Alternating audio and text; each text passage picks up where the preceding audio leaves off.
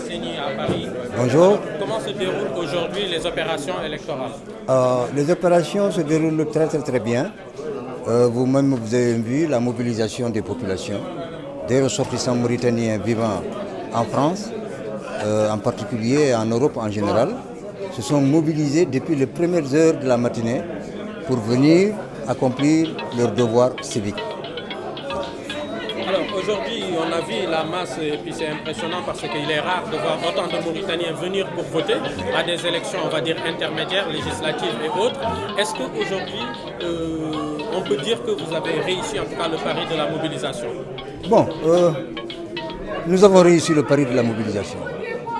Nous avons utilisé tous les réseaux sociaux afin de sensibiliser les populations à venir d'abord s'inscrire sur la liste électorale et à venir également voter, remplir leur devoir civique. Voilà. Alors, on est à 1 heure de la fermeture du bureau. Il faut rappeler que le bureau est ouvert depuis 7 h du matin jusqu'à 19 h et il y a à peu près facilement 300 personnes qui sont dehors. Est-ce que tout le monde va pouvoir voter? Bon, c'est très simple. Le rang, à 19 h, il y aura les forces de l'ordre qui seront derrière le dernier qui se trouve dans le rang. Le rang n'acceptera plus jamais quelqu'un d'autre. Mais tous ceux qui sont dans le rang vont voter jusqu'au dernier. Quelle est votre impression de voir autant de Mauritaniens qui viennent pour choisir leurs députés? Il y a des Mauritaniens qui, eux, peuvent choisir directement leurs députés et d'autres Mauritaniens qui, eux, n'ont pas le droit de choisir directement leurs députés.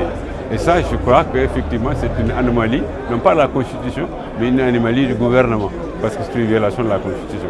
Mais pour revenir à votre question, l'afflux massif des Mauritaniens aujourd'hui prouve la volonté déterminée des Mauritaniens de participer à la vie démocratique, de participer au changement. Parce que je crois que tout le monde ici, d'une manière ou d'une autre, exprime cette volonté de changement. La volonté que les pouvoirs publics, le pouvoir politique mauritanien prennent en considération les doléances, les préoccupations des Mauritaniens de l'étranger, de la diaspora. Et je crois que c'est ça, à mon avis, que révèle aujourd'hui l'afflux massif des Mauritaniens pour participer à ces élections. Chers internautes, comme vous le constatez, nous sommes devant l'ambassade de Mauritanie à Paris dans le 16e arrondissement. Ils sont nombreux les Mauritaniens et les Mauritaniennes qui sont venus répondre à l'appel du vote de ce 1er septembre. Plus de 4000 inscrits sur les listes électorales et je ne peux pas vous dire exactement le nombre, le pourcentage, mais aujourd'hui, à l'heure actuelle, à 18 h, il y a une très forte affluence. Depuis 10 h du matin jusqu'à cette heure-ci, il n'y a pas, la ligne, en tout cas la queue n'a pas désempli. Ils sont de plus en plus nombreux, ces Mauritaniens, qui veulent choisir, on va dire, leurs députés. Que dis-je? Pas choisir, mais choisir les députés qui vont choisir leurs députés. Parce que malgré cette forte affluence, les Mauritaniens et les Mauritaniennes issus de la diaspora ne peuvent pas choisir directement leurs députés. C'est un vote indirect. Et certains de l'opposition sont en train de dire que nous sommes dans un déni de démocratie et une violation de la Constitution dans la mesure où cette élection, qui est une élection à suffrage universel direct, devient indirecte pour ceux de la diaspora.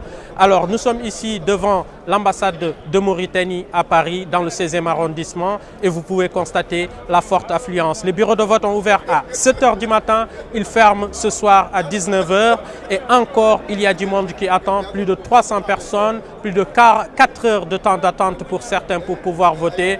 C'était Diallo Seydou Nourou Di Tcherno pour Kassataya, Paris.